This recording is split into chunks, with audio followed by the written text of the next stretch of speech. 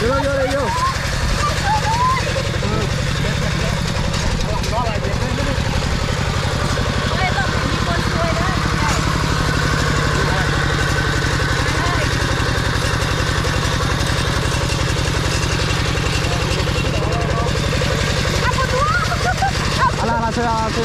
Ala saya nó là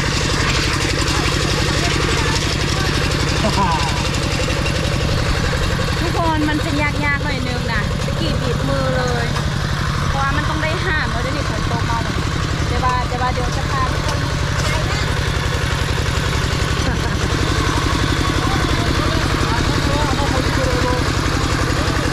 một chỗ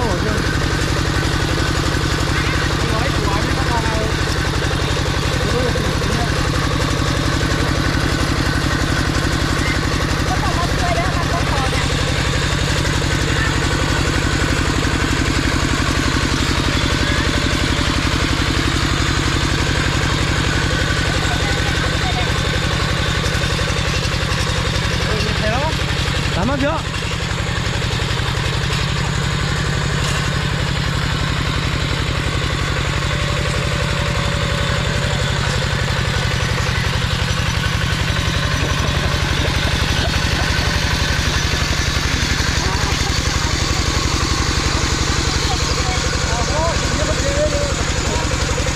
vui nha vui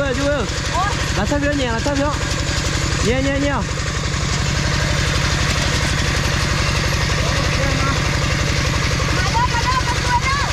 làm mất chưa tạt lên đó làm mất chưa hỏi phía nhẹ cho tạt lên อันนี้มันน้ำเลยเนาะมันมีคนทันกันเป็นน้อง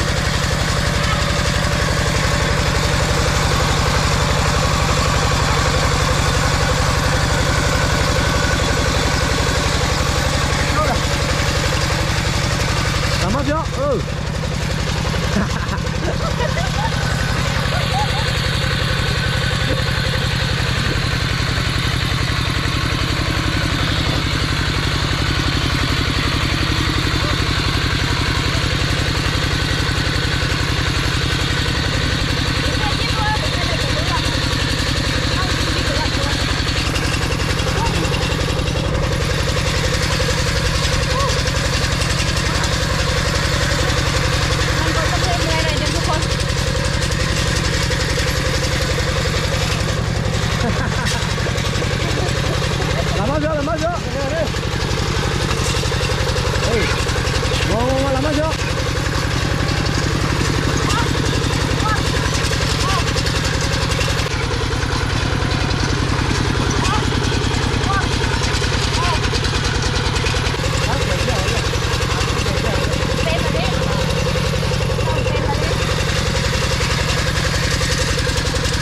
nó đâu จะใส่แห้งเลยนะตายเลยแหละ đi chờ vô đây โอ้มาช่วยเลยทุกคนขอน้ำหน่อยได้ไหมคะขอกินน้ำหน่อยคือทุกคนค่ะตัวบุคิดว่ามันต้องใส่แห้งปานนี่คือข้าวไทยหน้านะคือแต่แบบจับแล้วก็ให้มันไปซื่อ จริงโมเมนต์เนาะ ๆที่จริงเราบ่แม่นเลย โอ้เวียกผู้ใส่นี่โมเมนต์เบาๆได้ แต่ตอนนี้คือฝนตก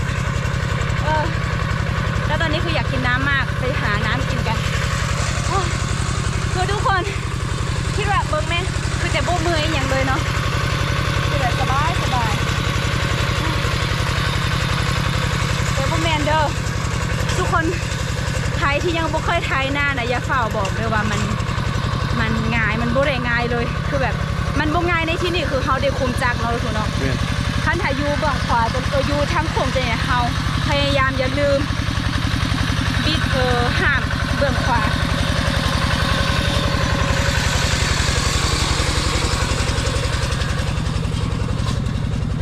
ไปกินน้ำกันคือมื้อนี้เฮาถ่ายได้หลายล็อกแล้วเนาะทุกเนาะเต็กกี้คือถ่ายล็อกไงนี่เป็นจังไดด็อกเตอร์เมื่อยบ่ เมื่อย ที่จริงนะน้องบ่เคยคิดว่าถ่ายหน้านี่มันจะเมื่อยแล้วนี่เนาะคือคิดว่ามันสบายแบบจับแล้วก็ให้มันไปเองนะที่จริงเราบ่แมนนะโอ้นักเติบกินนั่ง คือ คือมันไม่คิดไงแล้วก็น้ำก็หมดแล้วด้วย ไปหวังมาซวยเด้อ ใครว่างจำเป็นต้องการแห่งงานด่วนเดี๋ยวนี้นะ ต้องการลูกเคยเนาะต้องการลูก เป็น เค แห ย ละต้องการลูกเคยให้มาต้องการลูกเคยในช่วงฤดูหน้า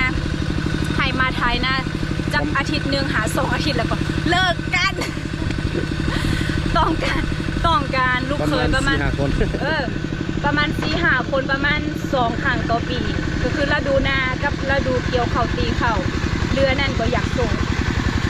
รอบนี้ตะเกียบมันต้องกระทายเพราะว่าขั้นถาเป็นล็อกใหญ่แล้วก็ยาวแบบนี้เขาจะถ่ายง่ายเนอะทุนเนาะแต่ว่าขั้นถาล็อกน้อยๆมันยุมันยากระติกกระตอกกระปิกกระปอย คือเฮาถ่ายยากแห้งๆจะเป็นครั้งแรกของวิโตเลยที่มาถ่ายนาเนาะหูสึกว่าออกกำลังกายประมาณไปฟิตเนสประมาณ5 เทื่อคือตอนไปเรียนมหาลัยนะวิโตพยายามไปฟิตเนสไปจ่ายเป็นคอร์สประมาณ3 เดือนขั้นถ่ายจ่าย3 เดือนแล้วมันจะถือกว่าจ่ายแต่ละมือแล้วก็จ่ายแต่ละเดือนสมมติว่าขั้นถ่ายเดือนหนึ่งหันล้านดงเนาะเฮาไปจ่ายเป็นคอร์ส3 เดือนสิมันก็จะลดลงประมาณตกอยู่เดือนละ7 แสนแบบเนี้ยไปฟิตเนส2 มื้อกับเจ็บโตเจ็บคิงแล้วก็บ่ไปมันฟิลแบบนั้นเลยเราทูเดี๋ยวนี้นะ3กับฟิตเนส10 มื้อโอ้มันเมื่อยแห้งๆนะแต่ว่าอยู่บนดอยเฮาบ่จำเป็นต้องมีเครื่องฟิตเนสเราทูเนาะขึ้นภูลงดอยมันก็3กับฟิตเนสเป็นทิศพุ่นนะทุกคนแล้วตะกล้องมื้อนี้คือสบายดี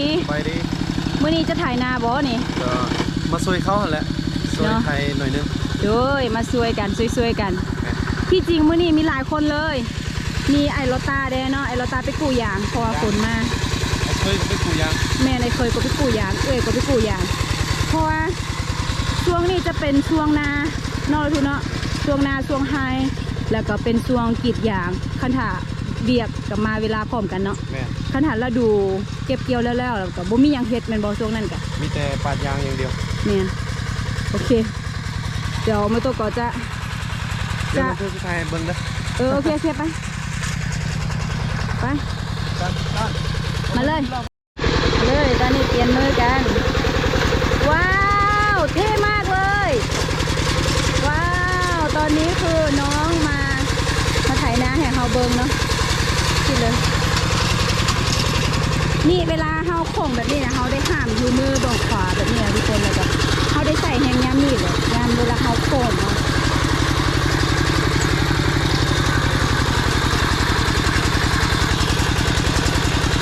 มันจะติดเพราะว่า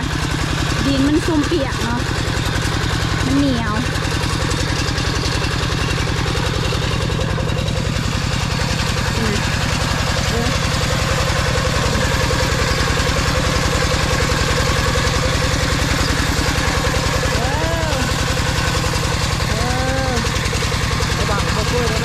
ใครว่างมันมาช่วยเด้อพี่น้องมันมีน้ำเนี่ยเห็นบอก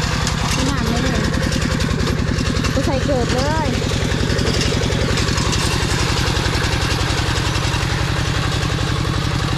ฝนตกเลย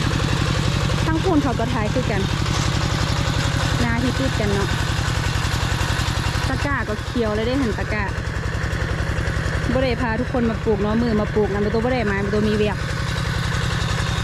มือมาซักข้าวกานะบ่ได้มาซักข้าวกาสวยเขา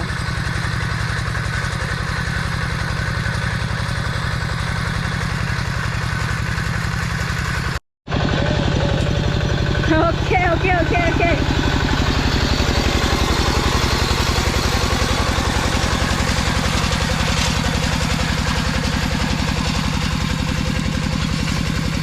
พาคนอ้วนมาออกกำลังกายให้ผอมนะคะทุกคนบรรยากาศฝนตกได้เลยนี่นะฝ่ามืดครึ้มเลยชิวๆตากฝนทำงานว้าวเท่มากเลยว้าว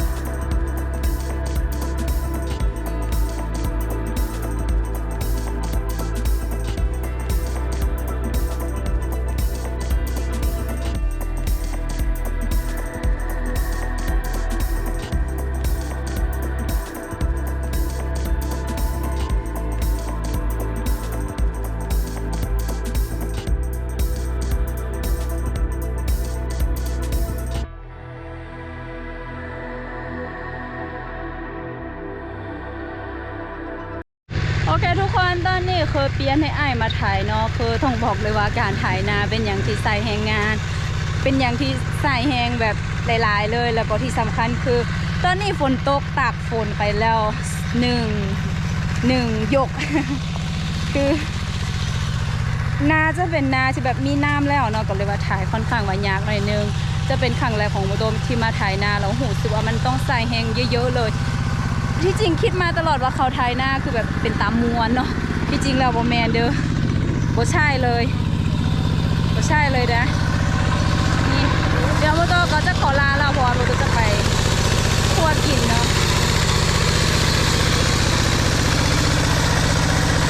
ทุกคนใครว่างแล้วมาช่วยเด้อสิแลทุกคนวิถีชีวิตของแต่ละบอนบ่คือกันเนาะสำหรับบ้านโมโตแล้วตอนนี้คือเฮ็ดทั้งไฮเฮ็ดทั้งนาเฮ็ดทั้งสวนกรีดทั้งยางแต่ละเฮือนก็ว่าอาจจะบ่มีไผอยู่บ้านอาจจะบ่มีไผอยู่ซองเนาะในช่วงนี้คือต้องอยู่ป่าอย่างเดียวทุกคนต้องแบบเข้าภูเข้าป่าเข้านาเข้าสวนช่วงนี้ก็จะเป็นช่วงเฮ็ดไฮเฮ็ดสวนปลูกยางกรีดยางเวียกจะหลายเลยเนาะบ้านซานเฮือนซองก็จะบ่ค่อยมีคนอยู่คือต้องบอกเลยว่ามันเหนื่อยมากเลยนะคะใครว่างก็มาช่วยหน่อยต้องการแรงงานสัก5 คนค่ะมาเล